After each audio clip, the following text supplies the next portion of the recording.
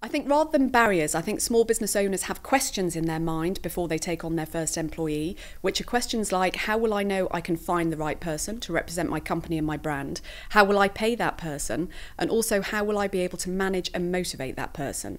And so I think these are the questions that go through the mind of a business owner before they take the very big decision that is to take on a first employee.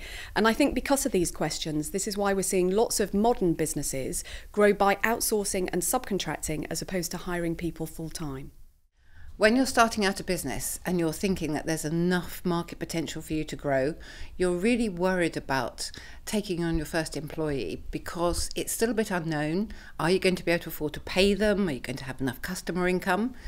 And what happens if they go bad? How do you get rid of them? How do you manage their performance without any employment tribunal claims? So one thing is about market certainty and the other is about what happens if it goes wrong. The first one's quite easy to address because you can freelance or have an apprentice or subcontract. The second one is a bit more challenging, but there's lots of guides on .gov and HMRC and ACAS where you can know what you have to do.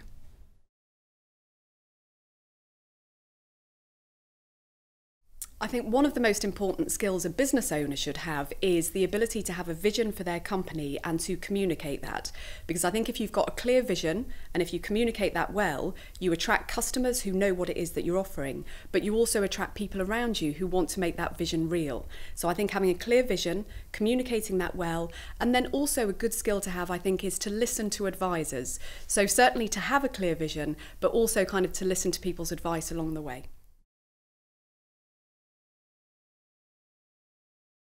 Business owners are certainly looking for advice, and in fact we did a recent survey of about 2,000 businesses and 95% of them said they wanted to grow over the next 12 months. But one of the things that's holding them back is not being able to access professional advice and support on topics like making the most of digital technologies, going overseas and expanding abroad. So I think if that advice was more readily available or maybe more easily communicated, I think more businesses would access it and they would grow at a quicker pace.